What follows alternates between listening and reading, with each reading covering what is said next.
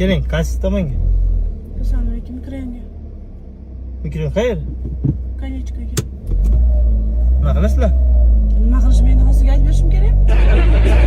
Gaplashib ketaylik dedi. Yo'q, gaplashmaymiz, jim ketaylik. Kamila, hali yarim soat bo'lmadi-yu. Boraman hozir yarim soatda. Kechirasiz. Telefonda gaplashish mumkin emas meni mashinada. Hop. Qo'shiq eshitaylik bo'lsa. Qo'shiq? Mayli, bekor bo'ladi.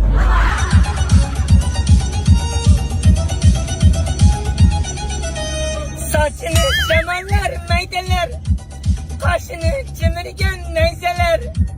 Bu yerden gideylik yurt desem, kavağın oyvaken zerdeler.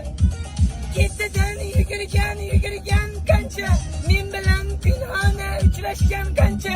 Üyinden çıkmaysan özgerdin ençe, odamday yaplaşaylik indeme bunca. Nazire, yüreğimde ezme Nazire. Nazire, ezme diyepten Nazire. Taşlarga ismingni yozar edim, sezarding men seni sevar edim. U menga mos emas, sen zo'r debsan, so'z berib dadishing bilar edim.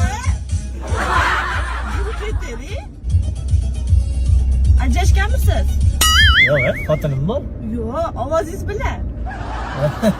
Hozir o'zimga ajrashmaganman. Endi mana shunday gaplashib ketaveramiz-da. Mana bizda mana lav anar soklari bor, tabiiy. Anorni qaynatib qo'yiladi, iching. Yo'q, ichmayman. Hozir qo'shiq aytib Ay, beraman. unda ichaman. Ichib, mikrofonda o'rtalariga ham ber.